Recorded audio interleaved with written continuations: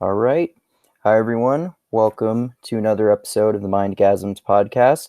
Going to do another episode with Tim Keefe on philosophy today. We're going to go through another essay in Deleuze's Philosophical Lineage by Graham Jones about the lineage of different philosophers that influenced Deleuze. And we're going to go through Leibniz today. I don't know much about him, but he's a 17th century philosopher, and where he's got some complex ideas that we're going to go through. So, do you want to start off with a bit of an introduction there, Tim? Sure can. All right. So Leibniz, pretty interesting character. Really not covered too much or he's given short shrift, I think, in history of philosophy. But he is definitely important and is particularly important for Deleuze. So, just a bit of a background. Gottfried Wilhelm Leibniz, he was German and active in the 17th century, and he is part of the rationalists. So in the history of philosophy, you come across the empiricists and the rationalists. Leibniz is in the same company as Descartes and Spinoza, although he's a little bit closer to Descartes than he is in Spinoza. But he also is credited with being the inventor of the differential and the infinitesimal calculus. So those of you who's ever studied calculus in school, in engineering or whatever it is, he is one of the inventors. Actually, he is credited as one of the co-inventors because Isaac Newton had also invented it around the same time, but it was a slightly different system that he invented. So Leibniz has usually gotten the credit, but now they credited the both of them as the inventor of the calculus. Wow, okay, I didn't know that. Yeah. And as far as Leibniz had created a system of philosophy, but he did not write a particular work. Rather, his works are scattered amongst small essays and correspondence with different philosophers. Oh, okay. Okay, but there is a system there, and he was particularly influential on Kant. Deleuze? Oh, No, Kant. Oh, okay. yes, Kant, and then Deleuze later on. Okay. Okay, so that's the introduction. Let's go ahead and look at the essay Deleuze's Philosophical Lineage. This is chapter 3. Starting on, what page is it? 44. This on Leibniz. Okay. All right, so this is by Daniel W. Smith. And in the beginning, Smith says, quote, Gilles Deleuze once characterized himself as a, quote, classical philosopher, a statement that was no doubt meant to refer to his indebtedness to and affinities with the great philosophers of the classic period. This is the 16th, 17th century, notably Spinoza and Leibniz. Spinoza provided Deleuze with a model for a purely immanent ontology, while Leibniz offered him a way of thinking through the problems of individuation and the theory of ideas. Okay, so let's briefly recap. Last time we looked at John Duns Scotus on the univocity of being. And univocity is a literal translation of speaking in the same voice.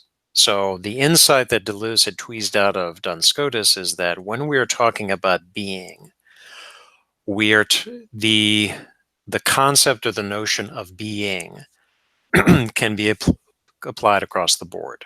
And this was a reversal of what Aquinas in particular, and this is medieval metaphysics we're talking about. With Aquinas, it was essence precedes existence. You can't speak Mm-hmm. of the existence of a thing unless you have an essence of a thing. And then when you're speaking about God, which is the perfect being, the transcendental being, anything that you have to say about man or the creatures, some things that are not God, are analogous to God. Because God is the perfect being, God is the thing to which all predicates can apply without any contradictions, and so on and so forth. Okay. But that's not what Duns Scotus was saying. In particular, when you're talking about existence, now he was reversing it, where existence is preceding essence, whereas you cannot talk about something having an essence without first understanding that it has that this essence exists. which, Okay. when you look at it in a certain way, is a little bit more intuitive. How can you speak of something having an essence or anything, any kind of properties or whatever, unless you first think about existence? Right. And then in particular with the univocity being is that if you're speaking about God or man in particular, if you're saying that God is good and man is good, there might be differences. There might be differences of degree, but speaking univocally, you're applying good to both God and man, the qualities of which. And again, it's just a difference of degree. Whereas with Aquinas, there was definitely using analogical reasoning applying here. So that was the Okay. key insight right there. So Now, so also the. with with Aquinas, is Mhm. his idea, we might have gone over this last time, but is his idea of essence preceding existence sort of similar to Plato's forms in a way? Like these, even if things don't exist, they have like a potential of existing or something like that? Yeah, it's along the same lines. Okay. Yeah. And then towards the end of that essay, Spinoza was mentioned just briefly about the monist approach, which is what Spinoza is. So God, what he calls God, is the whole of nature. And the whole of nature is one substance. So, as Smith mentions here in the first paragraph, is that with ontology in particular, and remember that in the very beginning we were covering Platonism. This is what Deleuze is trying to do, overturn Platonism. So instead of there being a transcendent ontology where you have the realm of the forms and everything else is derivative of those forms, immanent means that the ontology is already here. So, you know, like with what Spinoza had termed God, God was not a transcendent being. God was the whole of nature. So this is what makes it immanent. Make sense? Yeah, that makes sense. Yeah. So I think we might have gone over this before too, but is monism then, it sounds like it's maybe somewhere in between deism and polytheism? No, monism applies to a substance. Okay. Okay. So the opposite of monism is pluralism. So if you're talking about one particular thing, we'll say a substance, and that only that thing exists, that's the monist approach. Whereas the pluralist approach is there are many different substances or many different things. Oh, that sort of reminds me of the Epicurean position on metaphysics. I think it's something like everything is fire, or everything is made from fire, or something like that. Epicurus, that sounds more like, who was it? Anaximander, I want to say. Might have been. I'm a little fuzzy on my pre-Socratics. Might have been. Yeah, but it's one particular substance. That's what monism means Okay. versus a pluralism. So going back to the other point is that in particularly when you're referring to God, God does not exist in a transcendent realm. God is already here in nature. This is what the immanent ontology is. So this is where Deleuze really took a liking to Spinoza because of this ontology. But now let's shifting gears a minute and going into Leibniz, where, as Smith says, is working through the problems of individuation. How does something become individuated? Which is what we also covered with Duns Scotus. And then the theory of ideas, capital I, which is the Platonist ideas. Okay. Okay? So, in particular, Leibniz is the most important, and Leibniz also made some substantial contributions to logical theory. So, on page 45, Smith goes into four particular principles that are the hallmarks of Leibniz's philosophy. These are the principle of identity, the principle of sufficient reason, the principle of indiscernibles, and the law of continuity. Four main principles. Okay? So let's look at each one of these one by one. The first one is the Okay. principle of identity. So Smith puts these in a neat little table, which I will go through each one of them. So the reason for the principle of identity, it's trying to answer the question, why is there something rather than nothing? Okay. So the popular formulation of the principle of identity is that a thing is what it is. A is A. Right. The philosophical formulation says that every analytic proposition is true. Okay, now you asked me before the podcast, what does analytic mean? And I sent you over something from Kant, who is particularly well known for making the analytic and synthetic distinction. So all that an analytic proposition says is that it's true in and of itself. For example, 2 + 2 = 4. So it does not matter what the 2 is, what 2 things are, and you're adding to the 2 other things, they always equal 4. Okay? Right. And then an analytic proposition doesn't tell us anything that Right. you can't already discern from within the proposition. It doesn't add to knowledge. And this And is what, an A is A goes back to Aristotle, right? yes, Yeah. the principle of identity. Something is what it is. A rock is Right. a rock. The sun is a sun. Andrew Meitzer is Andrew Meitzer. Okay, a thing Right. is what it is. All right. Hey, good job of pronouncing my last name correctly. Most people Hey, yeah. All right. I scored points tonight. Okay, so the next principle is sufficient reason. So this is to answer the question, why is there this rather than that? And the popular formulation is, everything has a reason. The philosophical formulation is, every true proposition is analytic. Okay. All right. So a true proposition is analytic. It's true unto itself. It doesn't tell us anything. Everything has a reason. That's the principle of sufficient reason. Okay, next is the principle of indiscernibles. This is the reason for knowing.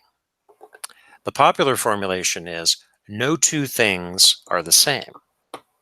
And then the philosophical formulation is, for every concept, there is one and only one thing. Okay. And then the last one is the law of continuity. This is a reason for becoming. So the popular formulation is, nature never makes leaps. The philosophical formulation is, a singularity is extended over a series of ordinary points until it reaches the neighborhood of another singularity, etc. And then that starts a new singularity. Okay? Okay. Right. It reaches a new singularity. Now, about the law of continuity, because we're going to see this later in the essay, the significance here is that if you're talking about one thing and another thing, because we saw becoming before, becoming is very important for Deleuze. Rather than here is A, here is B, and these are 2 separate things, to go from A to B is a leap. This is the nature never makes leaps. Rather that a kind of, we're trying to conjure a mental picture here. A kind of bleeds over into B. Okay, does that make sense? Yeah. So instead of there is A and then B appears, B is becoming and is emerging from A. Okay. This is the illustration of the law of continuity. Yeah, like it's how B comes after A in the alphabet, so there isn't that much space in between them, and A drifts into B. Right. Okay. Right. Okay. There's no strict boundaries. Okay. Really. All right. All right. So these are the 4 principles in Leibniz. Now, Smith has a description for each one of them. Let's look at the principle of identity. So A is A, blue is blue, a triangle is a triangle, God is God, etc. And as Leibniz says, these tell us nothing. They do not add to knowledge. They don't force us to think, because the principle, whatever you're stating in the principle, is true unto itself. Okay? Thing is what it is. Now, a little later on, Smith says, one could say that analytic propositions of reciprocity are objects of intuition, whereas analytic propositions of inclusion are the objects of a demonstration. What Leibniz calls analysis is the operation that discovers a predicate in a notion taken as a subject. Okay. So you're asking me also earlier about what is this predicate in, I forget what it was. Predicate in, shoot, should I close that down? The PIN is what the encyclopedia knows. yeah. The PC is the Principle of predicate. Yeah, principle of contradiction, and what right. PIN that acronym means in that context. Yeah, so what PIN is, that principle is that the the subject is contained in the predicate. That's what that means. Okay. Okay. So as Smith had stated, is that prepositions of reciprocity, one to the other, exchanging. These are objects of intuition. Okay. A is A, or A is something Okay. else. Okay. Whereas analytic propositions of inclusion are the objects of a demonstration. So if you're demonstrating something saying that A is B, but this is an analytic proposition, you're demonstrating this. And then the analysis is discovering the predicate and the notion taken as the subject. So another good example of an analytic proposition is all bachelors are unmarried. Okay. Okay. So this is a little bit more sophisticated than A is A, something is something. Because a bachelor and unmarried, this is an analytic proposition, because a bachelor by its definition is an unmarried man. Right. Okay. Now, something that is not an analytic proposition is all bachelors are alone. Okay, that is not Right. an analytic proposition, because it is not the case that by definition that a bachelor is somebody that's alone. Bachelor is just an unmarried man. Okay. Of the principles, that's the easy one to define, principle of Right. identity. Right. Now let's go to the principle of sufficient reason. Okay. So Smith continues. He says, because existing things appear to be completely outside of the principle of identity, this is why Leibniz doesn't need the second principle. The principle of identity concerns the identity of the thing and what the thing is, even if the thing itself does not exist. I know that unicorns do not exist, but I can still say what a unicorn is. So Leibniz needs a second principle to make us think existing beings. Yet how can a principle as seemingly vague as everything has a reason, which is the popular statement of the sufficient reason, make us think existing beings? Okay. So continuing on, what is said or predicated of the thing is not only the essence of the thing, but also the totality of the affections and events that happen to or are related to or belong to the thing. For example, Caesar crossed the Rubicon. Since this is a true proposition, Leibniz will say that the predicate, quote, cross the Rubicon, must be contained in the concept of Caesar, not in Caesar himself, but in the concept of Caesar. Everything has a reason, the statement, means that everything that happens to something, all of its differences, must be contained or included for all eternity in the individual notion of a thing. Okay. So Okay. everything that describes a subject or object is part of that concept.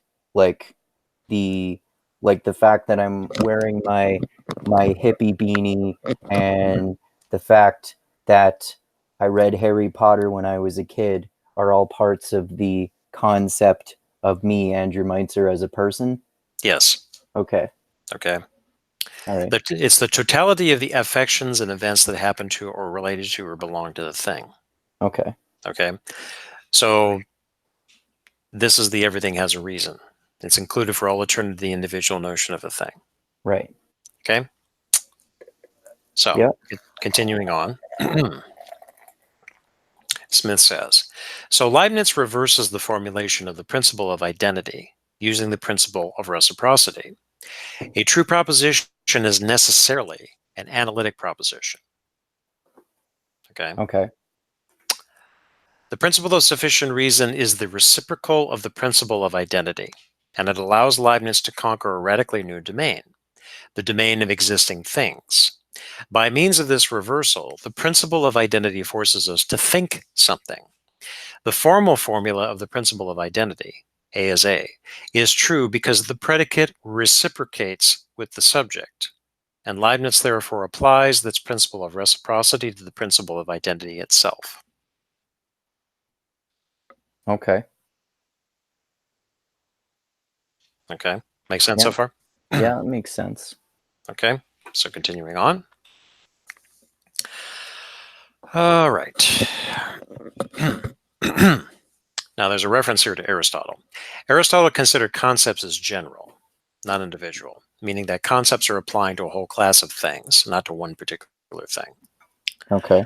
So classical logic distinguishes between the order of the concept, which refers to a generality, and the order of the individual, which refers to a singularity. By nature, a concept was seen to be something that comprehends a plurality of individuals. It went without saying that the individual as such was not comprehensible by concepts. Again, this is Aristotle and classical logic. Put differently, philosophers have always considered that proper names are not concepts. Proper names are not concepts. Okay. So if we're talking about a dog, let's look at a dog. A dog can refer to the concept of a dog, but Fido does not refer to a concept. It refers to an individual. It doesn't, no, oh, okay, I see. I was going to say it doesn't refer to the concept of a name of a dog, but that would be, I guess that would be a different concept. Well, but again, the proper name is not a concept. Yeah. So if you name your dog Fido or Tom or Dick or Harry or whatever it is you want to name him, that's only an individual dog. But it's not. But it doesn't. It's not a concept, nor does it really refer to a concept. Right. Okay. So proper names are not concepts. At a certain point, then, the process of conceptual specification must stop. One reaches the final species, which groups together a plurality of individuals. Leibniz, however, does not heed Aristotle's warning.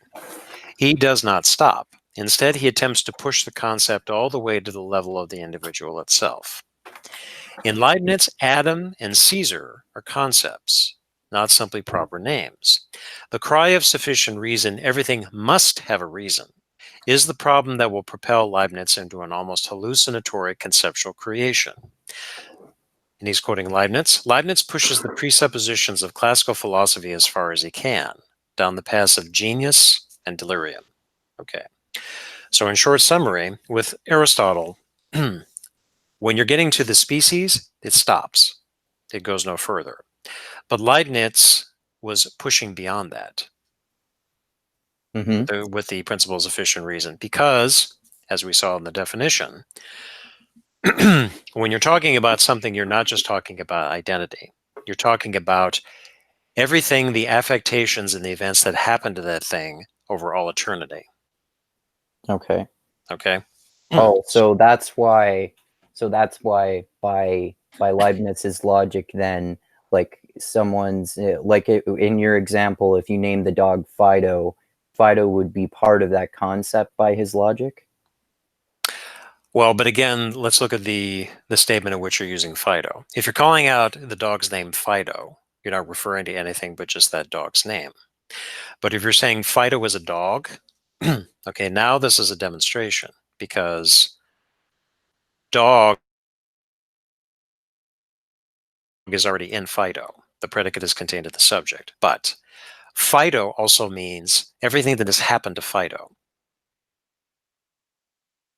from when he was a puppy until the age that he is now. Let's say he's 2 years old. Okay. So that makes sense. So like a particular dog named Fido, not specifically the name Fido. Yes. Okay. Okay. So everything that happened. Now, again, defining this here, if you're looking at the concept and going all the way to the species, it stops. This is in Aristotle and classical logic.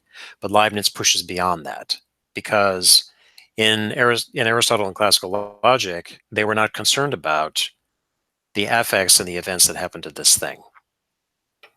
Okay. Okay. So, moving on. Smith continues.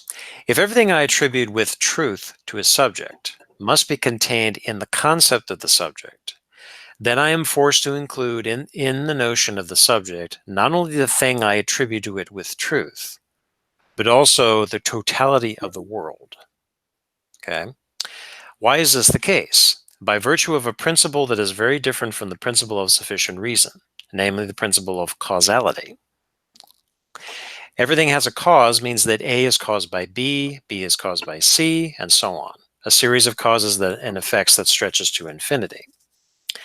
Everything has a reason, by contrast, means that one has to give a reason for causality itself, namely that the relation A maintains with B must in some manner be included or comprised in the concept of A. This is how the principle of sufficient reason goes beyond the principle of causality. The principle of causality states the necessary cause of a thing, but not its sufficient reason. Sufficient reason expresses the relation of the thing with its own notion, whereas causality simply expresses the relations of the thing with something else. Sufficient reason can be stated in the following manner. For everything, there is a concept that gives an account both of the thing and of its relations with other things, including its causes and its effects. Okay? Okay.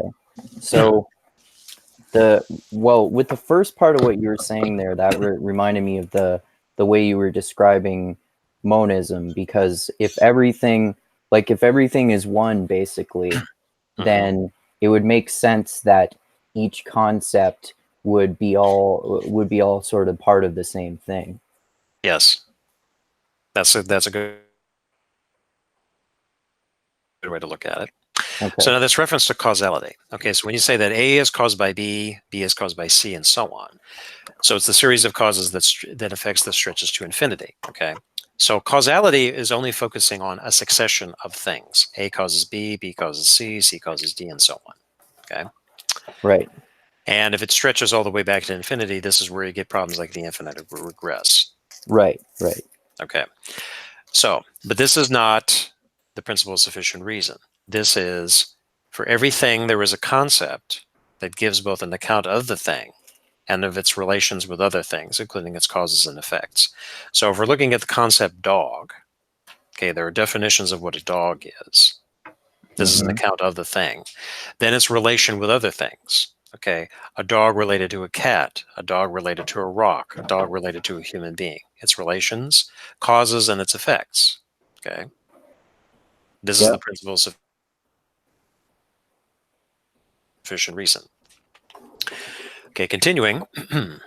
So going back to Caesar saying about crossing the Rubicon, we therefore cannot say that crossing the Rubicon, the predicate, is included in the notion of Caesar without saying that the causes and effects of this event are also included in the notion of Caesar. This is no longer the concept of inherence or inclusion, but the fantastic Leibnizian concept of expression. The notion of the subject expresses the totality of the world. Each of us in our concept expresses or contains the entirety of the world. This is the first hallucinatory Leibnizian concept that follows from the principle of sufficient reason. Okay. Okay.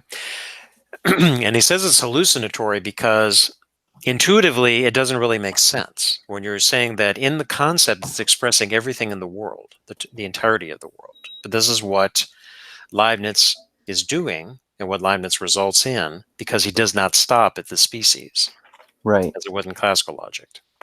This makes more sense to me with us going through it too. Like, I looked at it as more of a linguistic examination before, but I can see how this can be more of a metaphysical analysis too, the way that we're going through it, because like this idea of monism too is obviously a metaphysical idea, and people like more contemporary people today speak about that idea within the context of Buddhism or something like that. It's pretty popular, like everything is one and all this sort of thing. Yeah. Yeah. Good reference. All right. So continuing, there's a second concept here that Leibniz introduces. And this is, each individual notion comprehends or includes the totality of the world, he says, but from a certain point of view. This marks the beginning of perspectivist philosophy, which would be taken up by later philosophers such as Nietzsche, who nonetheless understood perspectivism in a very different manner than Leibniz. Okay. So, important notion here.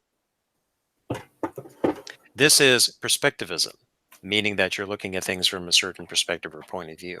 It is not, and I want to make it very clear, relativism. Yeah, that's probably a an easy mistake to make that probably happens a lot. Oh, yes, that happens a lot, all the time. All right. So, point of view, however, is such a common notion that one easily risks trivializing Leibniz's conception of perspectivism. Leibniz does not say that everything is, quote, relative to the viewpoint of the subject. Key difference here. This is what Deleuze calls an idiotic or a banal notion of perspectivism. It would imply that the subject is prior to the point of view, whereas in Leibniz it is precisely the opposite. In Leibniz, the point of view is not constituted by the subject. The subject is constituted by the point of view. Points of view, in other words, are the sufficient reason of subjects. The individual notion is the point of view through which the individual expresses the totality of the world. I'm confused about that part. How can a point of view be? Sorry, what was the way that you put that? That a point of view is Okay, well, let's back up a minute. Yeah. Okay, so the cursory reading to this is thinking, this is perspectivism. This is not relativism, which I like how Deleuze calls it an idiotic banal promotion of perspectivism, because this assumes that the subject is prior to the point of view. That's what I meant. So how can a point of view be prior to a subject? Right. This is where it's not intuitive, because when you're speaking about relativism, you're saying that, well, your point of view is your point of view. Okay, so this is assuming that the subject's point of view, or rather that the subject is prior to the point of view, which intuitively would kind of make sense. But in Leibniz, the point of view is not constituted by the subject is constituted by the point of view. This is a reversal. It's the sufficient reason of subjects. The individual notion is the point of view through which the individual expresses the totality of the world. Remember what the first concept is, which is that the predicates applied to this are of all the affects and the events that happen to that thing. Okay. The totality of the world is expressed in it. Okay. Okay? So continuing. What is it then that determines the point of view? This is Smith continuing. Each of us may express the totality of the world, Leibniz tells us, but we express most of the world in an obscure and confused manner, as if it were a mere clamor, a background noise, which we perceive in the form of infinitely small perceptions. These minute perceptions are like the differentials of consciousness, which are not given to such conscious perception. However, there is a small, reduced, finite portion of the world that I express clearly and distinctly, and this is precisely that portion of the world that affects my body. Leibniz, in this matter, provides a deduction of the necessity of the body as that which occupies the point of view. Okay. Okay. So, it's a little nuanced here. Yeah. That really doesn't do much to help me understand like how a point of view could precede like an individual. Okay. So let's say there's a different way to describe this. So infinitely small perceptions. All right, some of this is kind of borne out by contemporary science, is that when we perceive the world, we're only perceiving a very small slice of it. Okay. In space-time. Okay. You're perceiving my voice in space and time. You're perceiving my voice again. You're perceiving my voice again and again. But you're not perceiving everything that's going on. I'm making hand gestures, I'm breathing, I'm looking away, twisting my head, whatever it is. Okay, so you're not seeing everything that's going on. Just like in reality, ruling over your Egyptian dynasty. Yes. So just like you're perceiving the world, you're only looking at a certain perspective, a point of view, and it changes all the time. You're not perceiving everything that is going on in the world. If you accept the atomists, the atomist theory, there's subatomic particles and all that, we don't perceive that. Right. But that's what's going on all the time. So, but what is the locus, the point of view, is what affects the body. So this is, again, Leibniz in this manner provides a deduction of the necessity of the body as that which occupies the point of view. I do not express clearly and distinctly the crossing of the Rubicon, since that concerns Caesar's body. But there are other things that concern my body, a certain relation to this room, this book, this article, which I do express clearly. This is how Leibniz defines a point of view. It is the portion or the region of the world expressed clearly by an individual in relation to the totality of the world, which it expresses obscurely in the form of minute perceptions. No two individual substances occupy the same point of view on the world, because none have the same clear or distinct zone of expression on the world. Okay. Okay? So is he saying that like basically that everyone has their own particular point of view that has which has particular characteristics, um, and this is partially determined by our bodies? Oh, yeah, for sure. Okay. Now stop and think about it. So, and again, he's referring to a subject, not a Hmm. person or a soul or anything like that, the subject. So, stop and think about it. Would you be able to perceive anything without your body? No. Okay. Would you be able to experience a lot of what goes on in the world without your body? No. Would you be able to experience anything without referring to your body? Probably not. No. Okay. Now, why is that? Because it's inescapable that our bodies are the source, you could say, of the point of view, because this is how we perceive the world, how we're experiencing it in reference to our body. We might not feel anything, okay, like we step outside and you feel the wind, all right? You're feeling the wind on your body. You're hearing the wind from your body.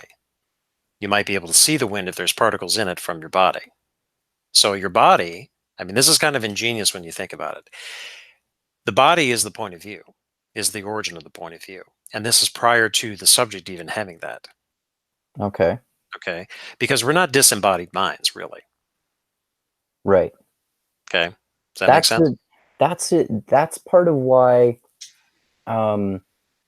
that's part of why I'm still a little confused about how a a point of view can precede a person. Is it just that it's inevitable that everyone has a particular point of view? Because the way I was thinking about that is the opposite way, like that it could only be the case that you have a point of view, like a point of view precedes a subject, Mhm. rather, if we were all disembodied minds. Like if you have a body, doesn't your body determine your point of view, bearing in mind what we were talking about in terms of all the descriptive factors that make up that subject? Yeah, that's what he's getting at. So the body is the locus and it's the origin of the point of view. Now, Okay. you could probably make the argument is that if we were disembodied minds, then we probably would not ever have a perspective, Hmm. because there's no boundary or stricture, you could say, in perceiving the world. Okay. But because we're embodied creatures, we already have this point of view. Okay. And no two subjects experience the world in the same way. Right. The each other point of view. Now again, the thing to really underscore here is that this is not relativism. This is perspectives. Yeah. Oh, it doesn't even sound like relativism from the way I've heard it described once you get into the details of it. Right. Now Yeah. you have something in your quiver, is that when somebody tries to make a quip about relativism, you're just like, well, wait a minute. That can't be the Yeah. case. What about perspectives? Do you agree that you have a perspective on things and that I might have a perspective on things? Yeah.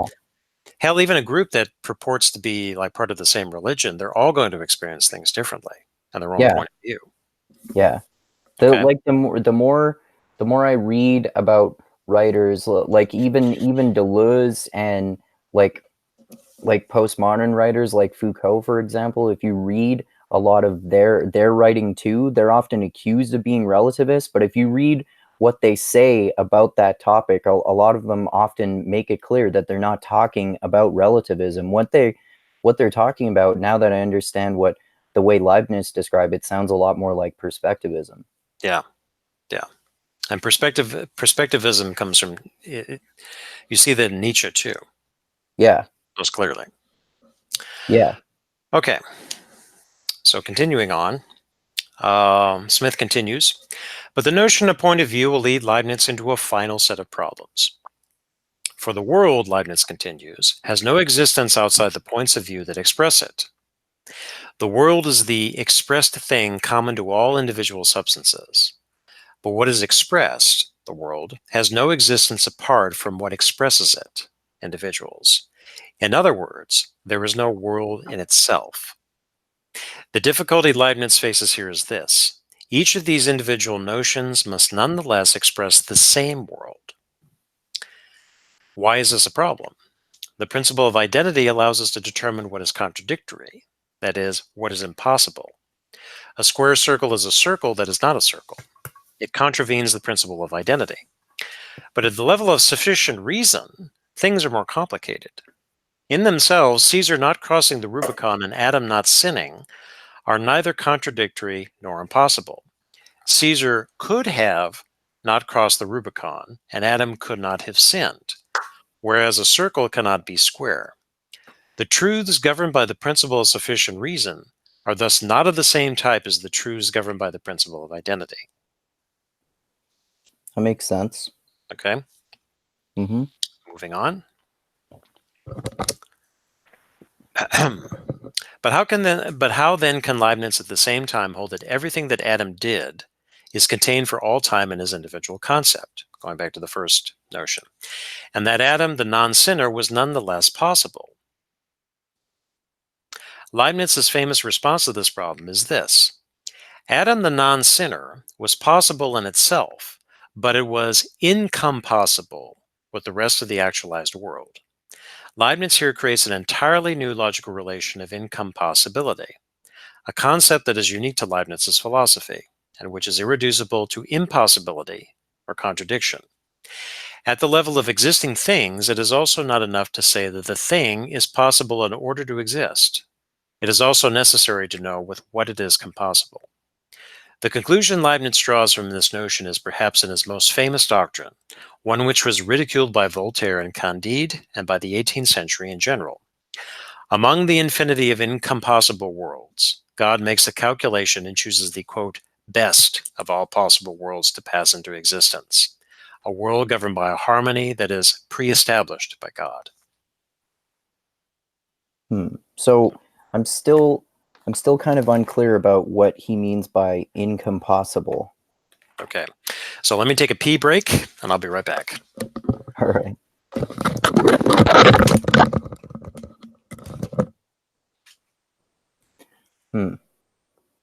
So, yeah, philosophers tend to kind of invent words a lot, which is interesting. It's like how in any sort of discipline, whether it's, so-called hard sciences or social sciences like philosophy or history or anthropology or sociology, the different disciplines tend to invent their own words, and philosophers tend to do that a lot too. And I think it gets kind of abstract and confusing sometimes, but then when you get into the details of the explanation, it makes a lot more sense and helps make these abstract concepts make more sense and even profound if you understand them well enough. Okay. I So was just talking about how philosophers invent words and it can be abstract and confusing, but really interesting and even perhaps profound once you get into the details of what they mean by all these different words. Oh, sure. Yeah. Okay. So you're asking about incompossible. All right. Yes. So you remember the first that we started off with, which is first there's the principle of identity. Doesn't tell us anything about the thing itself. But sufficient reason is applying to the affects and the events in infinity and the totality of the world. Okay? Mm-hmm. That's the principle of sufficient reason. So, following this path to where it goes is that in the case of Caesar, it's possible. The fact is that, well, let me back up a minute. So it is true that Caesar crossed the Rubicon, but it is also possible that he could not have crossed the Rubicon. The Mm-hmm. same way that Adam sinned, Adam is possible that has not sinned. So in themselves, these are not contradictory nor impossible. Okay, don't contradict what the fact is, or that it's not impossible that it could happen either, because of the principle of sufficient reason. But, and so he invents the term compossible, meaning that it's possible with in a certain way. That's one way to define it. Incompossible is the opposite. Okay. So how is it different from like potentialities? Well, okay. Here's another way to look at it. Possible worlds. You ever heard Mm-hmm. that concept? Yeah. Okay. This is what Leibniz is describing. Possible worlds. Okay. Okay. So it is possible that Caesar could not have crossed the Rubicon. Mm-hmm. He could have been killed on the way. That's possible. Now you could take it a little step further, and the concept of a counterfactual is that had Caesar not crossed the Rubicon, then the course of events that followed afterwards would not have happened. Right. These are like thoughts experiments in history, the counterfactuals. If somebody had shot Hitler before he became chancellor, Or if you hadn't invaded Stalingrad. or if he hadn't invaded Stalingrad or hadn't invaded Poland or whatever it is, then how things would have been different today. Or, take the Philip K. Dick story. Had the Axis powers won World War II, then you have the man in the high castle. That's a counterfactual. Right. Okay. But what Leibniz is talking about here is possible worlds, which is and then there's a whole debate. David Lewis is a 20th century philosopher who was really into possible worlds, where are possible worlds mental constructions or do they actually exist? Is there a parallel world to this? Hmm. So the whole thing with compossibility and incompossibility is describing possible worlds. Now, the last point is that this is the best of all possible worlds. Okay. Ruthlessly ridiculed by Voltaire. Right.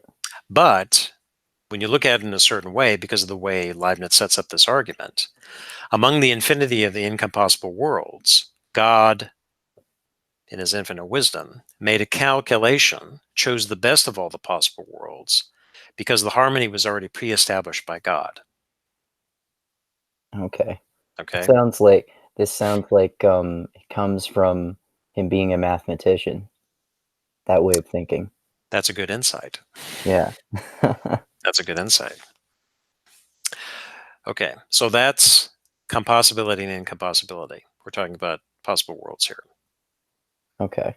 Okay, so moving on. Smith focuses on the third principle of indiscernibles.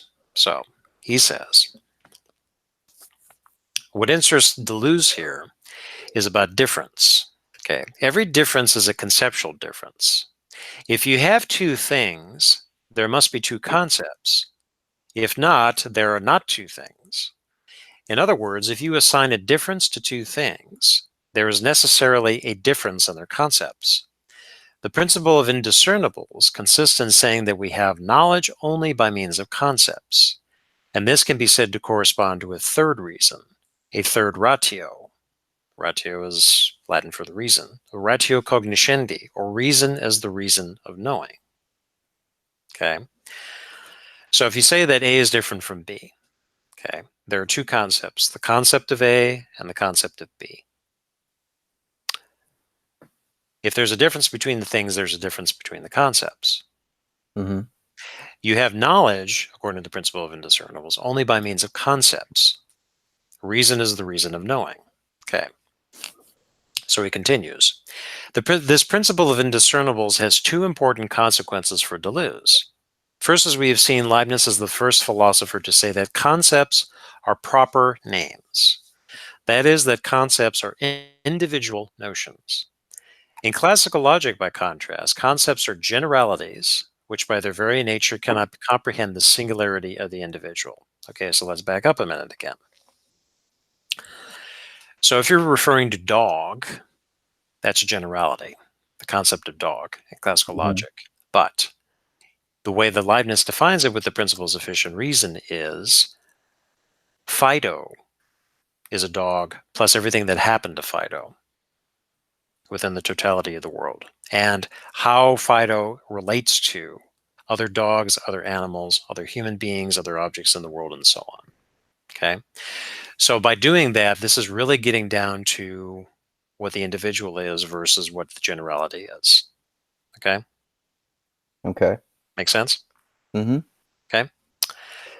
Concepts are generalities. So, but can we not say that the concept human, for instance, is a generality that applies to all individual humans, including both Caesar and Adam? Of course, you can say that, Leibniz retorts, but only if you have blocked the analysis of the concept at a certain point, at a finite moment. But if you push the analysis, of the concept to infinity, there will be a point where the concepts of Caesar and Adam are no longer the same. According to Leibniz, this is why a mother sheep can recognize its little lamb. It knows its concept, which is individual. Okay? I'm not sure that sheep have that much conscious thought. Well, we can speculate, can't we? When I got home earlier, was my dog happy to see me because he recognizes the concept of Andrew? Maybe subconsciously. Maybe. He knows where the food comes from. True. Yep. Okay, so did you get the last point? There will be a point where the concepts of Caesar and Adam are no longer the same. Mm-hmm. Make sense? Yeah. Okay, so continuing on.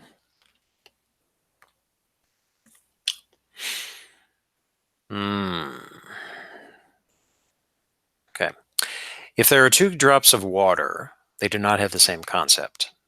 Non-conceptual differences only serve to translate, in an imperfect manner, a deeper difference that is always conceptual.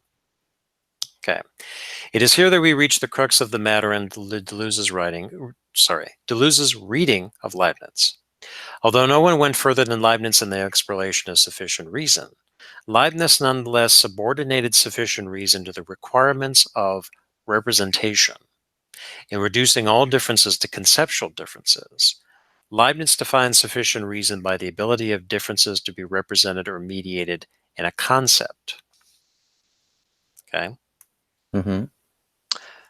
So, the way you read this is the differences exist conceptually. They do not exist in the real world. Okay. Okay, Oh yeah, that makes sense because okay. So yeah, we define those differences by language, really. that's one way to look at it. So let's take you and I. Okay, so one can clearly say there's a difference between you and I. Mm-hmm. On what levels, we're not going to get into that. But clearly, you could say that there's a difference between you and I. We share some similarities, but we're not the same thing. We're not the same person, even. Yeah. The differences come about conceptually. I'm taller than you are, you're heavier than I am, you're younger than I am, and so on. These are all conceptual differences. Mm-hmm. Then there's going to be a point where you're pushing it, and pushing it, where we are not two distinct things anymore. Right. It's kind of like if you really drill down maybe to like the subatomic level, really pushing it far enough, Yeah. we kind of share the same things. We don't have that much of a difference. And even Conceptually we do, but physically we don't necessarily.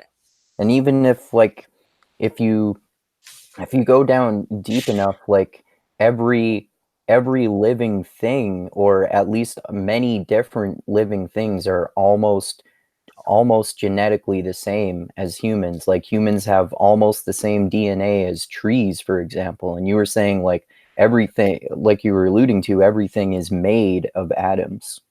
Yes, really drilling it down.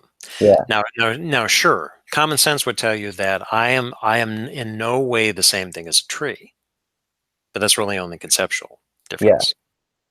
Yeah. That's what the point is here. That makes sense. Yeah, Okay. this is the type of thinking and philosophy that I love to think about. Yeah. Now, also going back, also underscoring the point about Aristotle and classical logic is that it stopped at the generality. So, with the human being in distinction from a tree, is that trees are plants, humans are animals. Mm-hmm. That's what the species and the generalities are. Yep. But Leibniz is pushing that beyond. And then as you go further and further and further and further, they meld into one another. Yeah. Where those distinctions just they melt away. Maybe if humans never existed and there were only animals, animals would not think that they're as different from each other as humans think that we are from animals. Well, and you bring up a good point. This is one of the hallmarks of science fiction. What does it mean to be human? Yeah. Like in Blade Runner, what does it mean to be human is distinct from the replicants, particularly if the replicants at first face are indistinguishable from humans. Mm-hmm. Is They're it because indistinguishable. Oh, sorry. Go ahead. if you know the Blade Runner story, is it because of their short lifespan? Is it because of memories? Is memories what make us human? If there's no physical differences really, except that replicants are stronger and they're faster, you know, Yeah. this is where you're really starting to push the boundaries about what does it mean to be human, among other things. Like the only real difference between replicants and humans is that you could say that they're sort of humans made by humans. Yes, Yeah. It's humans interesting. created in humans' image. Yeah, exactly. The Yeah. whole playing God thing. Yeah. All right, so pushing on. In pushing the concept to the level of the individual, however, Leibniz simply rendered representation or the concept infinite, while still maintaining the subordination of difference to the principle of identity in the concept. Key point here. Okay, make sense? Yeah. For Deleuze, this subordination of difference to identity is illegitimate and ungrounded. Okay, Deleuze's thesis is that behind or beneath the functioning of the identical concept, there lies the movement of difference and multiplicity within an idea, capital I. What blocks the concept, writes Deleuze in Difference and Representation, is always the excess of the idea, which constitutes the superior positivity that arrests the concept or overturns the requirements of representation. Deleuze understands the term idea largely in its Kantian sense, except that Kantian ideas are totalizing, unifying, and transcendent, whereas Deleuzian ideas are of necessity differential, genetic, and immanent. Okay. Okay, Could you clarify again there just what exactly the Kantian meaning is? so let me go back to the beginning here. Okay. Now, again, Leibniz is pushing the concept of the individual, not to Mm-hmm. the generality. Okay, so rendering representation, the concept itself, infinite. But the problem here, as Deleuze points out, is that difference is still in the principle of identity in the concept. Okay, so instead of identity being, say, an essence within a subject, it's the concept. Andrew, the concept of Andrew, the concept of Tim. This is where the difference is. But that's where the principle of identity lies. You're Andrew, I am Tim, we are distinct, and there is difference between us. Mm-hmm. But Deleuze accuses Leibniz of being illegitimate and ungrounded for that principle of identity. Right. And then beneath the function of the identical concept is, again, difference and multiplicity within an idea. So you remember way back when we were looking at Platonism with the idea. Plato was the enemy. Deleuze is trying to overturn Platonism. However, one way he did that is instead of the idea being a rarefied, transcendent, which kind of in Plato it is, exists in and of itself, you could say, but there already is difference that exists within the idea, and the idea arises from that difference. Right. Okay, Yeah. you remember that point? Yeah. Yeah. I like it. I like this aspect of Deleuze, his philosophy of difference. That it makes a lot of sense when you think about it too, because the Mhm. way we distinguish one thing from another is by comparing it to the other thing that we're distinguishing from. Right. Difference is key here, Yeah. but so is multiplicity Yeah. instead of a singularity. It's like it can like go up to Deleuze and Guattari's idea of the plane of immanence, right? Right. Yeah. Right. Okay, so you're asking me about Kantianism. All right, so and the Kantian idea is like for example, the idea of space, the idea of time. So instead of space and time being something that physically exists in the world, they are ideas within the mind. And they are ideas, we'll see this more when we get to the essay on Kant. These are ideas that shape how things appear to us. Something always appears in space and something always appears in time. But Okay. space and time are not physical things, or space time, you could say, in contemporary physics. These are already categories of the mind. So this is what Deleuze is referring to as the idea, the Kantian idea. Now, the Kantian idea totalizes, it unifies. Okay. Mm-hmm. Something exists within space and time. Space and time are already prior to that. But Deleuze's ideas, and he does use the term idea, is differential, genetic, and immanent. Okay, instead of being transcendental, again, he's against transcendental, it's immanent. Instead of unifying, it's genetic in particulars, and then differential instead of totalizing. Right. Okay, make sense now? Yeah. All right. So going to the law of continuity, the last principle. Smith continues. The Leibnizian move that matters to Deleuze. At the level of truths of existence, an infinite analysis that demonstrates the inclusion of the predicate, sinner, in the subject, Adam, does not proceed by the demonstration of an identity. What matters at the level of truths of existence is not the identity of the predicate and the subject, but rather that one passes from one predicate to another, from the second to a third, from the third to a fourth, and so on. Put succinctly, if truths of essence are governed by identity, truths of existence, by contrast, are governed by continuity. What is a world? A world is defined by its continuity. What separates two incompossible worlds? The fact that there is a discontinuity between the two worlds.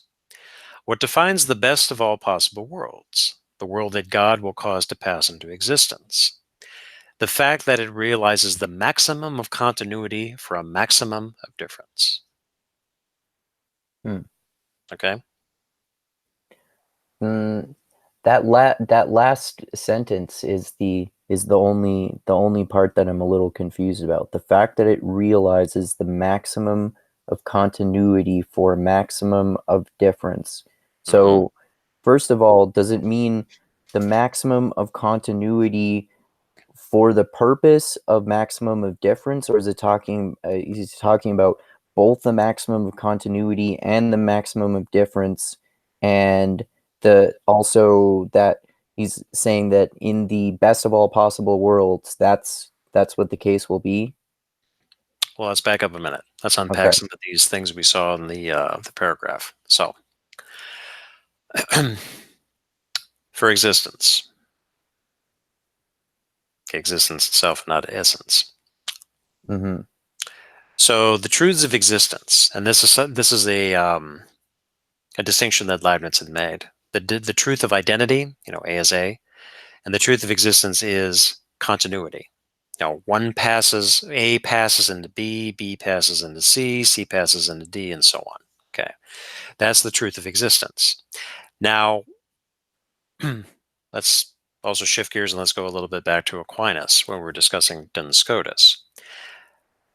Now, Aquinas put essence before existence, whereas Duns Mm-hmm. Scotus reverses it. Existence is prior to essence, Mm-hmm.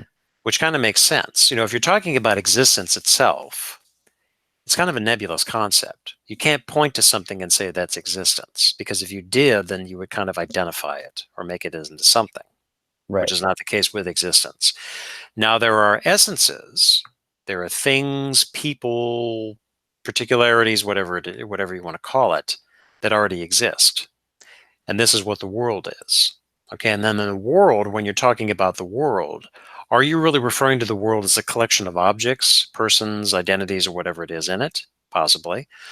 But it's also a continuity, particularly if you're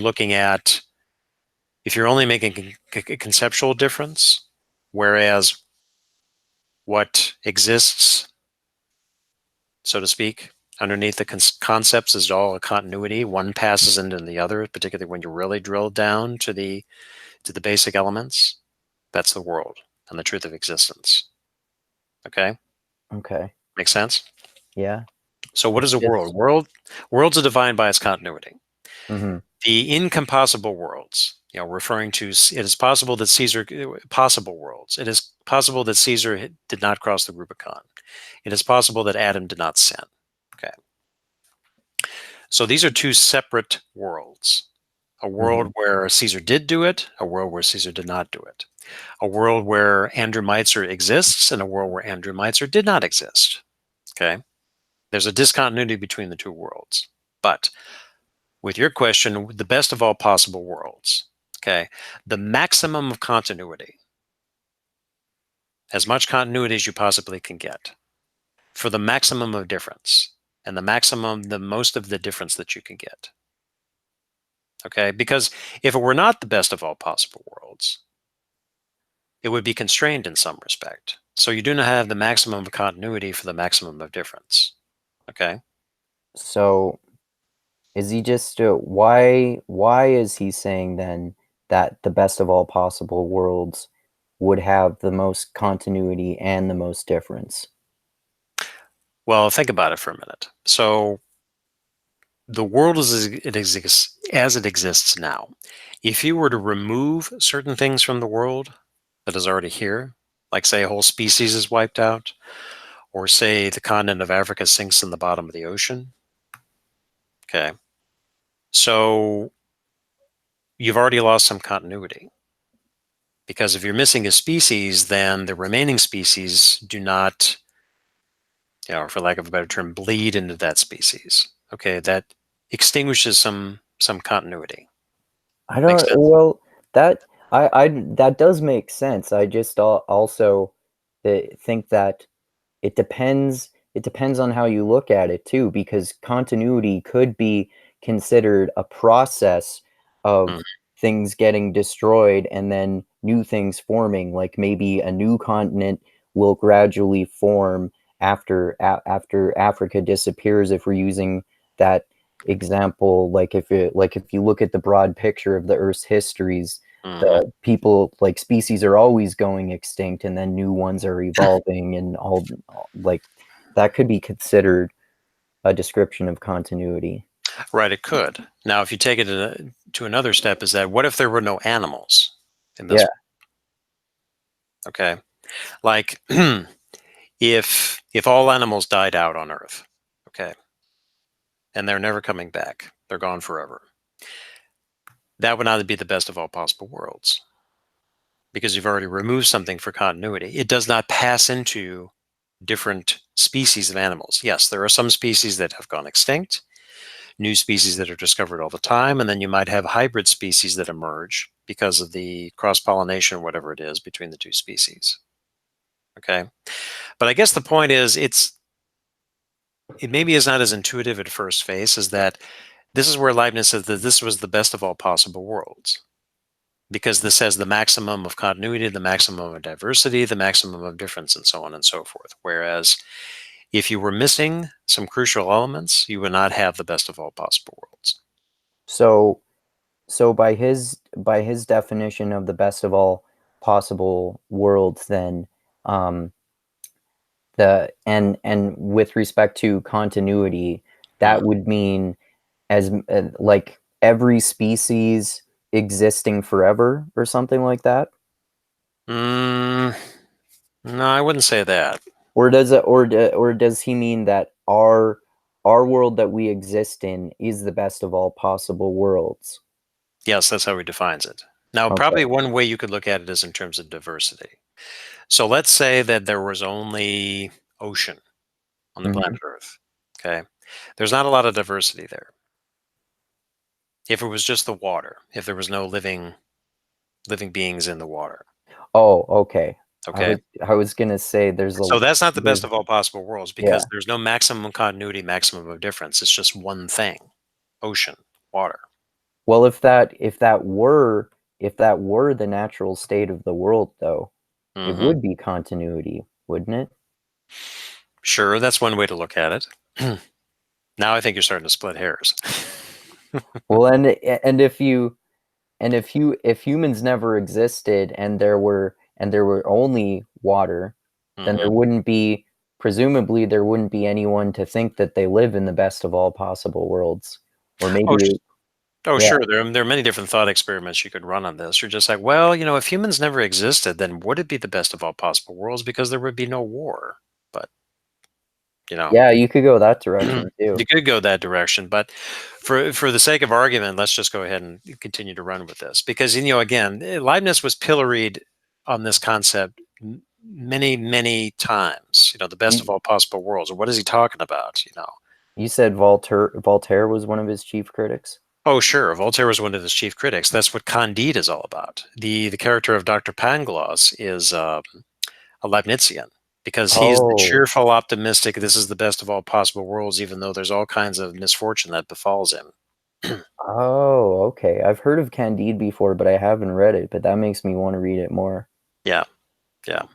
Okay. So continuing, Smith says, for Leibniz, says Deleuze, indeed attempted to provide us finite humans with an artifice that is capable of undertaking a well-founded approximation of what happens in God's understanding.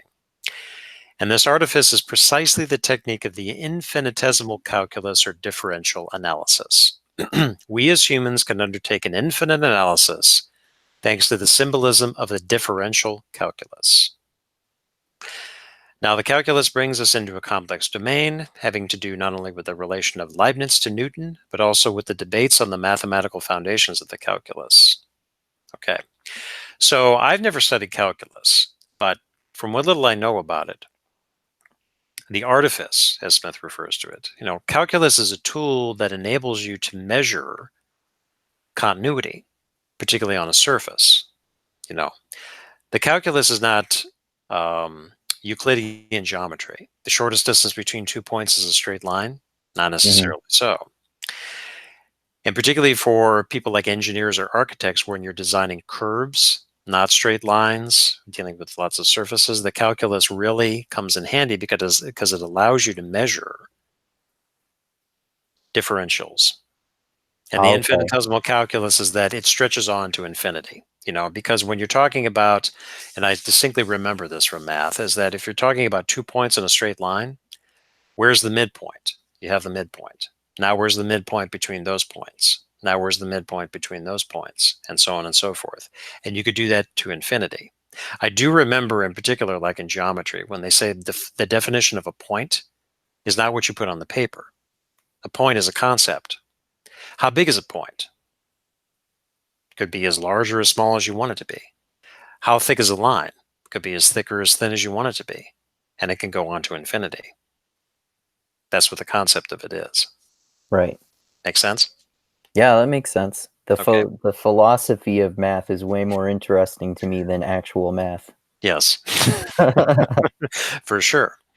And I remember, I studied that when I was, when did I have geometry? When I was a sophomore in high school.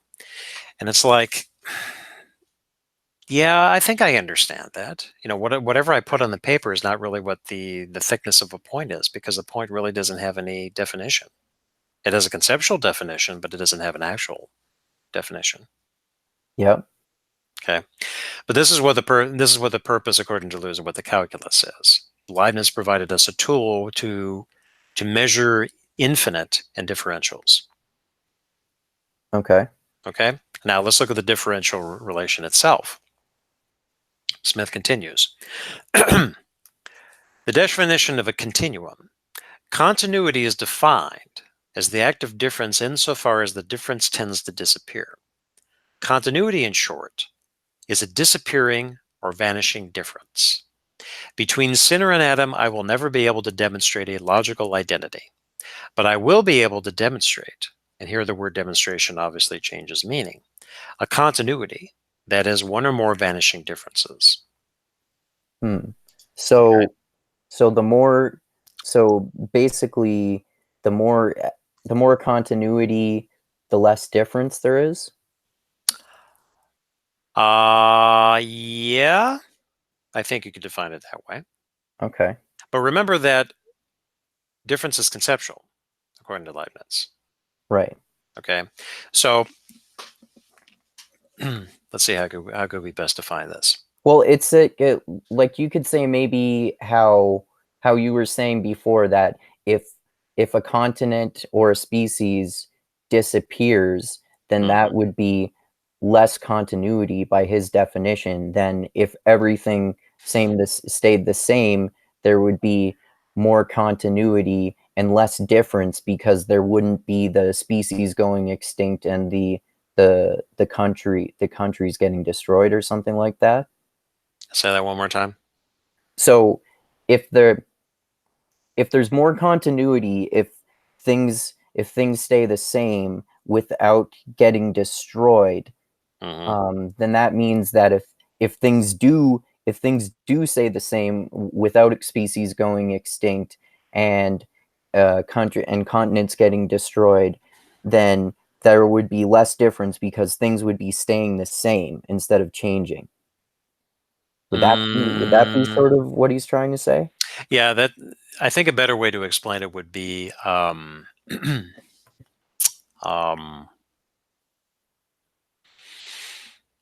being open to the flux of the world. Mm-hmm. Okay, so the commonsensical approach is that there are many distinct things in the world. You know, we're shifting gears and we're going back to we're trying to sum up everything that we did from the beginning of the essay. So, looking at the flux of the world, or the commonsensical approach to this is, there are many distinct things within the world. Here's my phone, here is my laptop, here is my desk, here is an apple sitting on the desk, and so on. All these are distinct objects. Okay. This is where the problem enters into the picture because then you say commonsensically that each one of these has a particular identity. And by the identity is that it fixes it. Okay. And by extension, you're saying that there is some kind of a fixed essential identity for each of the things you're referring to. Okay. Right. That's where problems come in. Unless you turn it on its head, where you're saying that these things do not have a fixed identity. They are defined by a difference, but that difference is conceptual. If you're looking at the flux of the world, we'll say, your perceptions kind of take a back seat, and then one kind of bleeds into the other. Right. And that the world itself, I mean, think of it this way. If it's like, what comes to mind? I can't help but think of Zen here, because the whole purpose of Satori in Zen with enlightenment is that you're, at least the way I understand it, is a deep understanding that everything is connected. A Right. deep understanding that there is the flux of the world and that there is not, that you're not relying on the conceptual definitions of which you are used to referring to the world as. Yeah, Everything that just kind of bleeds into the other thing. So this is the continuum. And the continuity is that one thing is bleeding into another thing. This disappearing or vanishing difference. right. Okay. Or, to take a more mundane example, is that looking at the course of your life. Okay. So in the course of your life, that's continuity, a continuum. Sure, there might be some things happening to you as like you get sick one day, but the continuity is you continue to live until one day when you're not going to live anymore. Right. But the different disappearing or vanishing differences is that you're not aware of what the differences are from day to day, from hour to hour, from minute to minute. It's a vanishing difference. You're just living your life as you're living your life. It's not that, well, today is this, and now I'm experiencing this, and now I'm experiencing this, and now I'm experiencing this. You're just experiencing a continuity. Okay. Okay. So that makes me think about what um like the comparison I made before. So like now that we've gone through this a little more, would it be the case that Leibniz is kind of saying that continuity is sort of the opposite of difference? Like a continuity is a lack of change, so that would be a lack of difference. Well, but continuity does have change. The change is infinitesimal. Oh, okay. Okay. Remember what I was saying about the line. Okay. You have on a line, you have an infinite number of points. You can put a point on it, you can put a point on it, you can put a point on it. This freezes it. You can say that's a point, that's a point, that's a point. But then conceptually, the way a line is defined, I remember this distinctly. The way you define a line is that it's an infinite series, continuity of points, one bleeding into the other. Okay? Right? Does that make sense? Yeah. So there's a vanishing difference. So there is difference there, but the difference is conceptual, remember. Because if you stick out a point, you're saying that's a point. You've already made a conceptual difference from the next point, from the next point, from the next point. That's not a continuity. That's a succession. Okay. Okay. Let's look at causality again. A causes B, causes C, causes D, causes E. Okay. That's a succession of events. The Right. continuity is you're not even considering that. Right. One bleeds into the other. Okay. Okay. Okay. Continuity, disappearing or vanishing difference. Okay. So there is change in a world where there's more continuity, but there's less like you described, A causes B causes C, like the chain of causes. Yes. The chain of Okay. causes. Okay, Okay. so there's less of a succession of particular events happening due to various causes. Yes. The differences are reduced or and then they just dissolve. Okay. Okay. It's Okay. confusing because this is the way the mind responds to things. You know, Yeah. we're going to see this when we get to Hume next time. This is a particularly important theme within Hume about the criticism of causation, because if you say that we say that A causes B, but all Hume is saying is that this is something that the mind is kind of imposing upon it. Kant would say more or less the same thing with the concept of causality. Okay, causality doesn't exist in the world. It's something that our mind perceives. If we say that A causes B, it's just really a succession of things. B is following A. We say that it causes that, but where's this causality thing that we can point to? It doesn't exist. Yeah. And this also reminds me of my philosophy of mind class, when we talked about behaviorism, like this idea of stimulus and response, and Hmm. people like Chomsky's criticisms of it, because you don't necessarily know when the stimulus comes that could cause the response, and you don't necessarily know which stimulus could cause that particular response, and maybe that response could actually be the stimulus and you could have it backwards.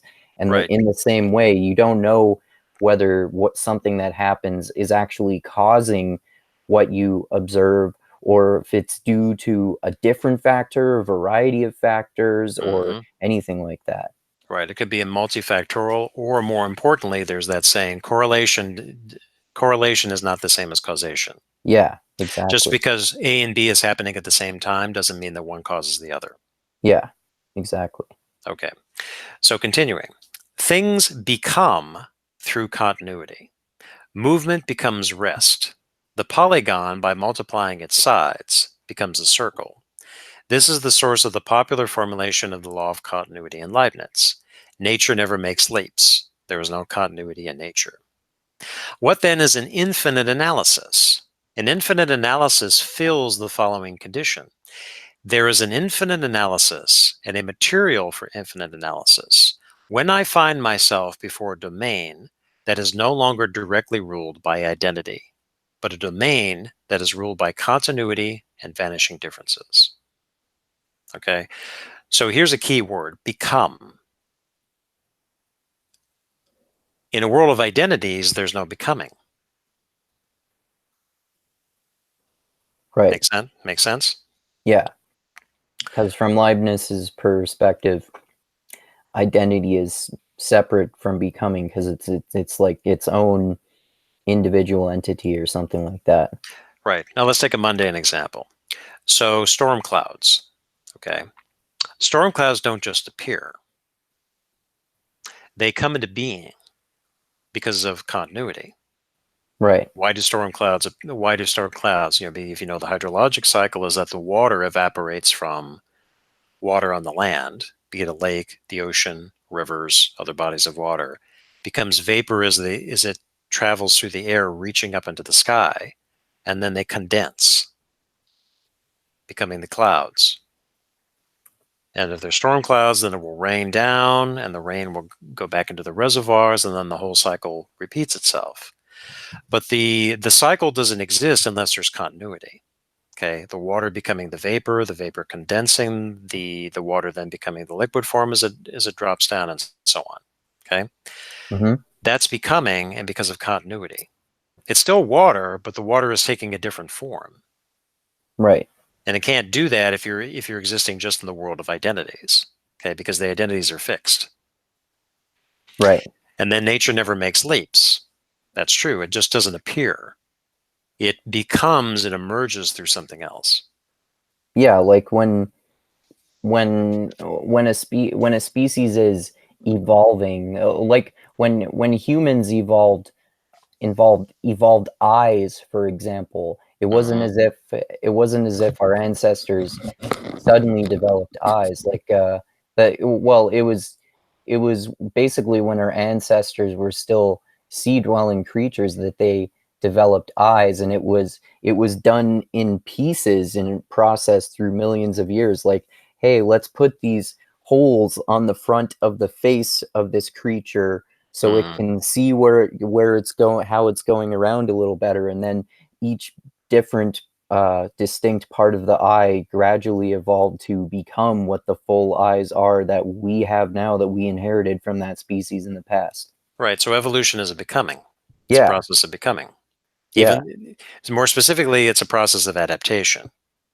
yeah, But the adaptations in turn help engender, make that organism become something different from what it once was. However, just to underscore the point, the difference is conceptual.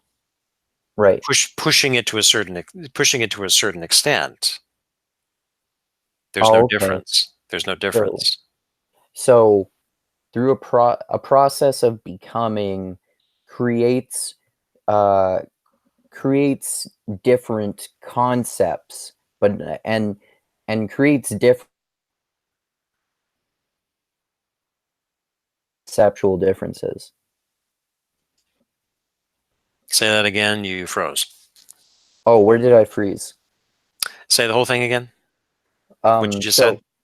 So so through a process of becoming Hmm. creates new conceptual differences and identities. I guess that's a simpler way of putting what I was saying. Well, you got to be careful about identities because what Deleuze is trying to do is again reversing Platonism. Because when you're saying because the difficulty, the trap that you fall into when you're talking about an identity is that it's something fixed, which it's not in Deleuze's Yeah, conception. There is the identity, but underneath the identity is difference and multiplicity. yeah, When I say I'm pointing at Andrew, okay, what is this Andrew? There is no essence of the Andrew. Andrew could be a whole conglomeration of many different things coming together, forming this thing called Andrew that I refer to as Andrew, and that Andrew refers to himself as Andrew. yeah. But Okay. it's a series of conceptual differences that, like you're saying, that make up what we see as our distinct identities, but they're not really, like you were saying, it's not actually a standalone, individual, distinct concept or distinct subject. Distinct identity. Yeah, distinct identity. Yeah. Yes, distinct identity. Yeah. Okay. All right. So continuing on, Smith says, the virtual multiplicity of genetic elements and the system of connections or differential relations that are established between them is what Deleuze terms the idea of sensibility. It is the differential relations between these infinitely small perceptions, we'd seen this before, that draw them into clarity, that actualize a clear perception, such as green, out of a certain obscure evanescent perceptions, such as yellow and blue. The idea of the world or the idea of the sea are systems of differential equations, of which each monad only actualizes a partial solution. Okay, so we won't get into the monad here, but this description here, when you mix yellow and blue, you get green. Okay, so the thing about the infinitely small perceptions, we had seen this before, is that you can perceive yellow and you can perceive blue. But then when they diffuse together, you get green. Mm-hmm. That's actualizing a clear perception. We see green out of two different colors, but then green is its own distinct color. And then when you mix it with another color, you get another color, which in turn you mix with another color that you get another color. Right. Okay. So the idea of sensibility, this is getting into perception here. Okay. And then virtual multiplicity genetic elements, system of connections, differential relations. So the upshot of this here, again, not when you're talking about a color here, is that a color is also made up of itself of differentials. Okay? Right. Yeah. So So continuing. everything is made up of something else. Like how we were talking earlier about how everything is made up of atoms if you go down to, or you can go down even smaller than that. Right. Or I have a better example.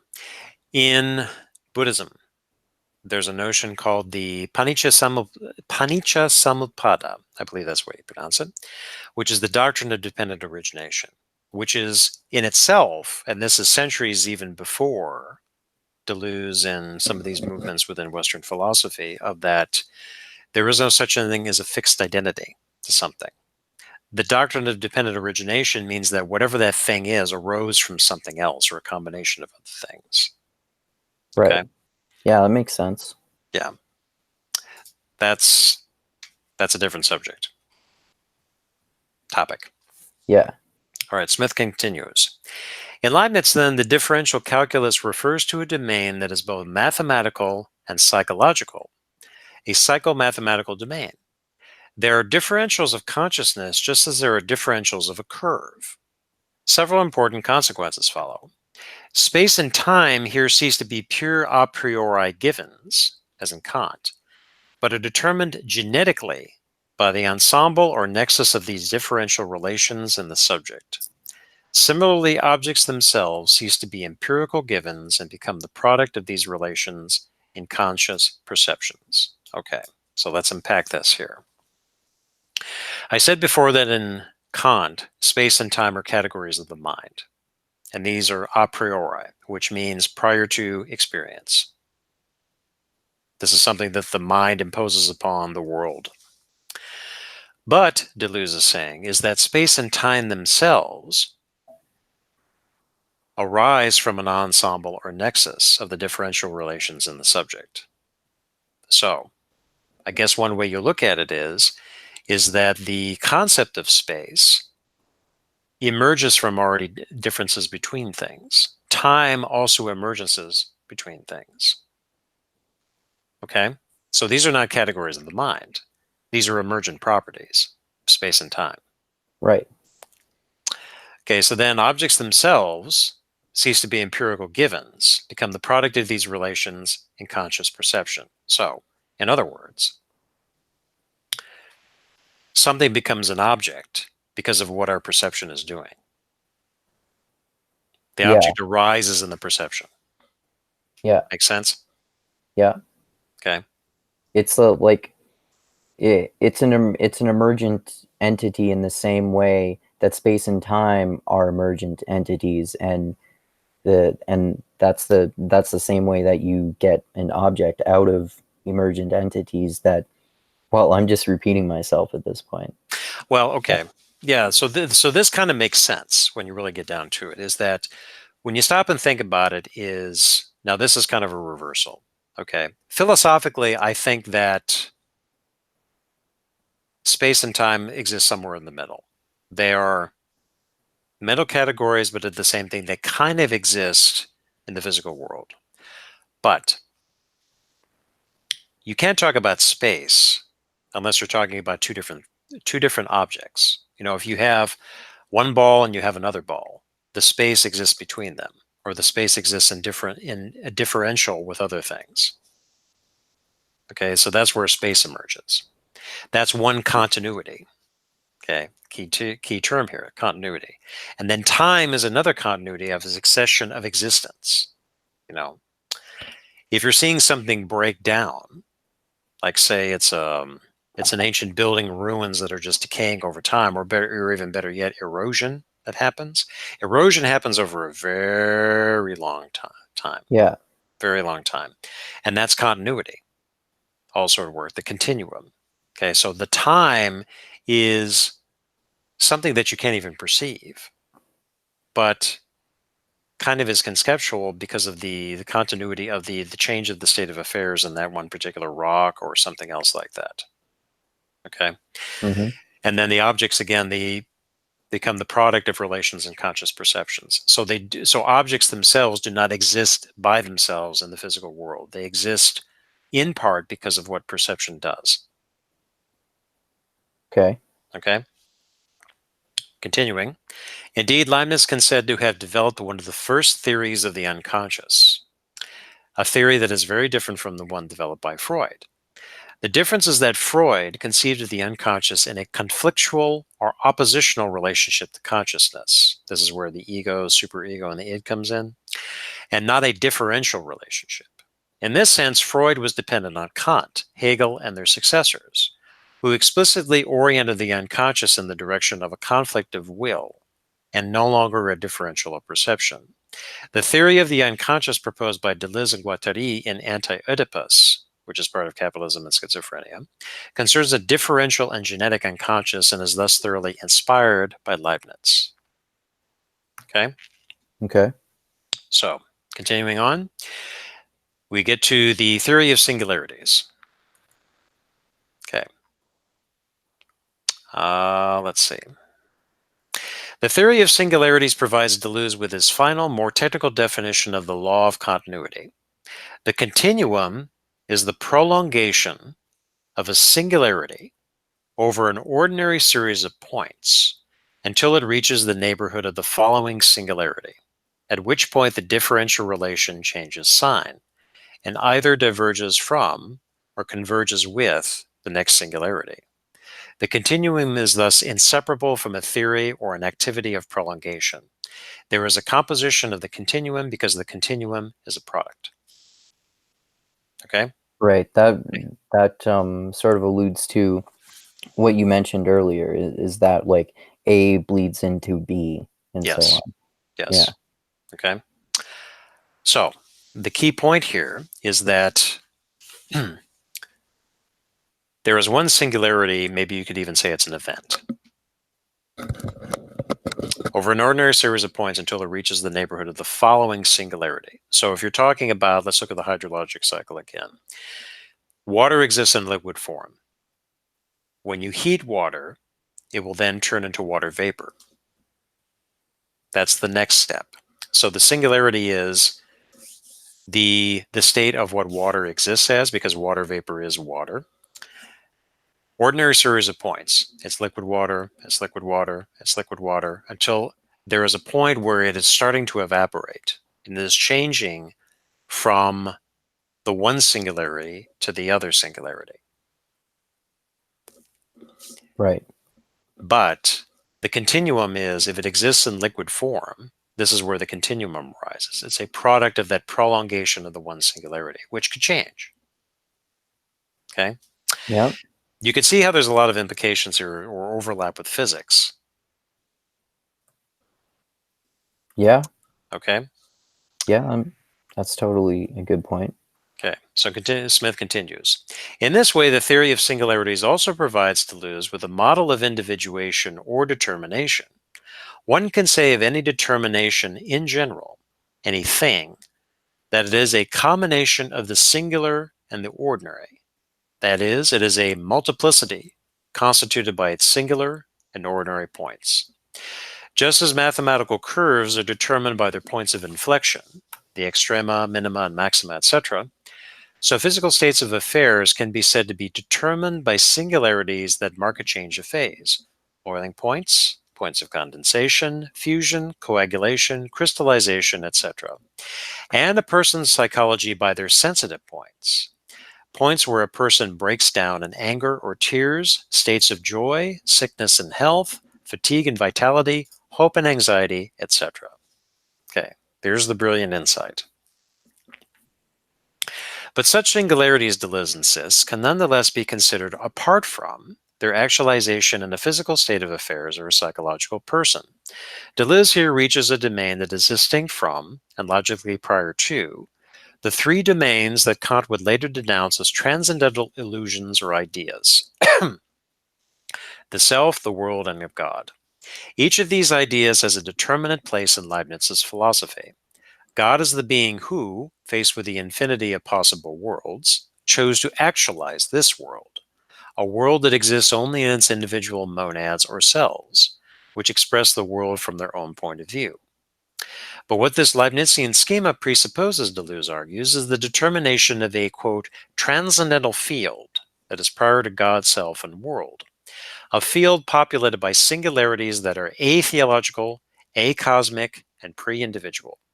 It implies a transcendental logic of singularities that is irreducible to the formal logic of predication. Okay? That sounds like Deleuze's plane of immanence. Yes. Yes. Okay. So continuing. The theory of singularities thus plays a double role in Deleuze's work on Leibniz. On the one hand, it allows Deleuze to solve the riddle posed by the relation between indiscernibility and continuity within Leibniz's own philosophy. The world in itself is indeed governed by the law of continuity, since continuity is nothing other than the composition of singularities insofar as they are prolonged over the series of ordinaries that depend on them. But the world does not exist in itself. It exists only in the individuals that express it.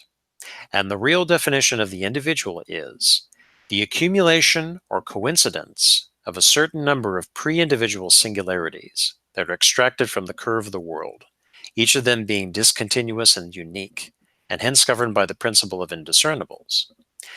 Individuation, in other words, quote, does not move from a genus to smaller and smaller species in accordance with the rule of differentiation.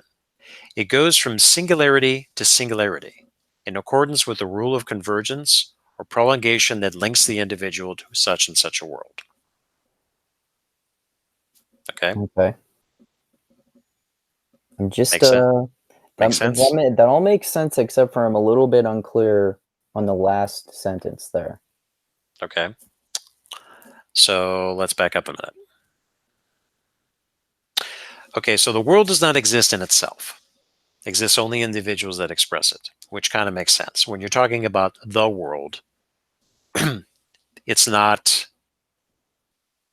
monistically as one substance. This is how Spinoza defines it. It is one substance. It's not the case here. It does not exist in itself. It's just singularities. So you have the singularity of an apple. You have the singularity of a waterfall. You have the singularity of a shooting star. You have the singularity of a human being. Okay. This is what constitutes the world.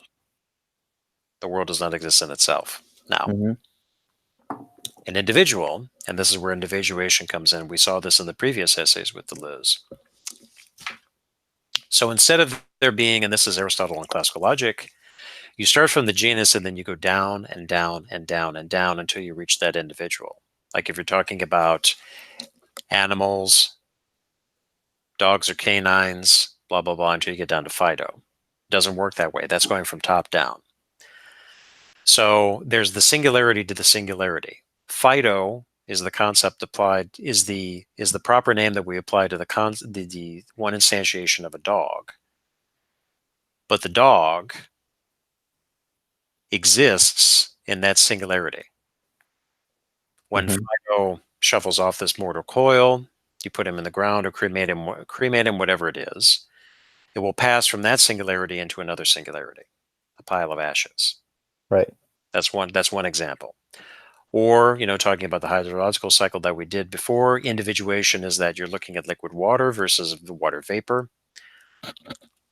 So you don't start from the top down to define what the water is, the liquid water. It comes from, in the hydrological cycle, rain, condensation, changing from the water vapor to the liquid water. Here is the liquid water for a time until it evaporates, coming in, changing into water vapor, then going up into the sky, and then coming back as water again. Or, going in the opposite direction. You freeze it and then it becomes solid. Mm-hmm. Okay. And those are what those ordinary points are. The boiling point, or even, talking about the human being and the psychological states of affairs, is that 1 minute you're happy, the next minute you're sad. There's already continuity there. You're changing from one singularity, the happy person, to another singularity, the unhappy person. Right. Okay? So continuing. In Deleuze, the ideas of God, world, and self take on completely different demeanors than they do in Leibniz. God is no longer a being who chooses the richest compossible world, but has now become a pure process, capital P, that makes all virtualities pass into existence, forming an infinite web of divergent and convergent series. The world is no longer a continuous curve defined by its pre-established harmony, but has become a chaotic universe in which divergent series trace endlessly bifurcating paths, giving rise to violent discords. And the self, rather than being closed on the compossible world it expresses from within, is now torn open by the divergent series and incompossible ensembles that continually pull it outside of itself. The monadic subject, as Deleuze puts it, becomes the nomadic subject. Okay? Okay.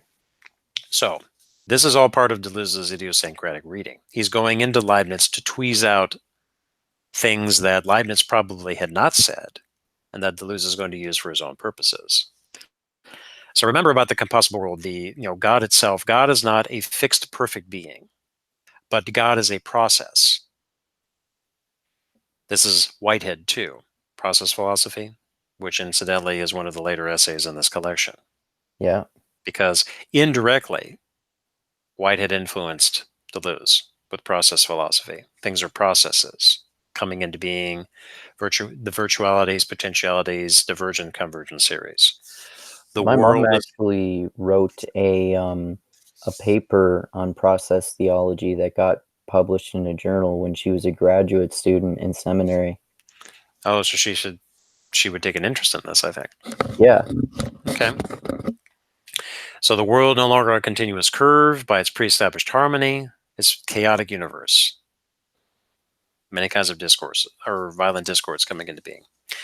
The self, not closed in on itself. This is what the monad is. It's now a nomadic subject. The self itself, the self is influenced by many different things that are happening. Internal affairs, external affairs. So one can conclude from that, and going into the next day, which we'll get to next time about Hume, is that what is it about the self? Well, the self is not fixed. Right. Okay. Now, continuing, Smith says, classical reason, says Deleuze, collapsed under the blow of divergences, discordances, and incompossibilities. And Leibniz philosophy was one of the last attempts to reconstitute a classical reason. With the collapse of classical reason, the task of philosophy would be to think about principles, to start neither with the identity of God, the self, or the world, but rather with a transcendental field of differences and singularities that conditions the construction of empirical selves and the actual world. Okay? So, this is, again, part of that project of overturning Platonism. You are not starting with fixed entities in a transcendental realm, and everything is derivative from that. You're reversing it. Oh, that's actually what I was going to ask you about, like the specific differences between Plato's forms and Deleuze's plane of immanence. Mhm. That's a good way of distinguishing them. Yeah, because one way you could look at all of this is that they emerge from a flux. Let's run with the whole metaphor about the world is in flux. These things emerge from the flux. They are not separate from prior to the flux. Right. Okay. Describing God as a process, I'm not intimately familiar with process philosophy, but I kind of like that idea that God is not something separate, but is part of the world, coterminous with it, participating in the world, instead of like the example of the divine clockmaker, which is a deist conception. God created the world as a wind-up clock. He set it on the mantelpiece, and then it operates by itself. But God is separate from that. God Mm, is rather in the world, bringing virtual multiplicities into being, and then just enabling the flux, in other words. And then the self, another important concept, is that the self is not something fixed. The self emerges from, and in fact, you take this from a sociological perspective, is that how do you constitute yourself? Starting from when you were a little kid, as you're going, and particularly as you're going through the teenage years, because in the teenage years, you are then starting to differentiate yourself. It starts when you're a little kid. You have a sense of an ego. You're separate from your parents. You're separate from your playmates. But then that really starts to ramp up when you're a teenager. You're really starting to separate yourselves from your parents. You're identifying a little bit more from your peers. But then as you're moving into adulthood, is that you're now starting to form your more identity. And how are you doing that? By differentiation. right. There's really nothing fixed. You might have some genetic traits, we'll say, that are predetermined, that are fixed. This is the whole nature nurture thing. It's not one or the other, but it's a combination of both. Nature can influence nurture, and nurture can influence nature. And sometimes it's hard to know where where one stops and the other begins. That's right. For your identity, some people, they have no sense of a fixed identity. They just go with the flow. Mm-hmm. And other people are very rigid. They, although, at the end of the day, is that we are all influenced by others. Yeah. I think a lot of people, I think it's probably a lot more common to be rigid in at least the concept that you have this rigid identity, because most people just sort of live their who is it I forget it was, but it's he said that famous quote, most people live lives of quiet Quiet desperation or something. desperation. Yeah. Yeah. And Yeah. most people live unexamined lives to an extent too. Like they inherit their views that they got from their Hmm. environment and their parents, and then they go into this career that they think they're supposed to go into, and then they inherit their philosophical and religious and political views from their family members and don't really question them or anything Right. like that. Right. Or to take it in a different direction, because I'm doing a separate podcast with another guy. We're doing a series about what does it mean to be an American. Oh, interesting. Yes, and I'd say that's even more the case with what is a Canadian. You know, one's national identity. What Yeah. does it mean to be an American anymore? And um, we were doing with the first episode is you can come up with lots of different definitions of what an American is. An American is that you hold an American passport. Okay, so does everybody hold an American passport? If you Nope. don't, and then that really throws a monkey wrench into what your definition of an American is. Then you can come up with another one, and then you can criticize that. You can come up with another one and criticize that, and so on. Yeah, like not all Americans necessarily live in America, and not necessarily all people living in America are Americans. That's right, and that really gets into the question about the national identity. You know, Yeah. is it a a sense of a people? Like the Native Americans, for example, as a sense of a people, even though there are many Hmm. different tribes within the Native Americans. Or is it something like a civic nationalist approach, where it is an American means X, Y, and Z, and that anybody who lives within the confines of North America or the United States is American, or lives within the confines of Canada is Canadian. Hmm. You And know, I was just thinking of another descriptor too. Like you could say that um, someone who has American citizenship or someone who has Canadian citizenship is an American or a Canadian, but Hmm. then children don't necessarily have citizenship unless maybe you do have maybe you do like you are technically legally a citizen if your parents have citizenship in that country. I'm not sure how that works. Yeah, as a matter of fact, that's something my girlfriend was contemplating because she is American in many definitions, but her parents are both Italian. So she could claim Italian citizenship if she wanted to. It's just a paperwork exercise if she wanted to, because she has American parents. It's easier to do that than it is with other nationalities. But the whole point of bringing that up is um, the definition of oneself. Right. Now, we've come to the end of the essay, so as a quick recap is what Deleuze had taken from Leibniz were some pretty important notions, some concepts here, and some tools in talking about continuity. No continuity, no fixed identity. Again, this is all part of that overturning Platonism thing.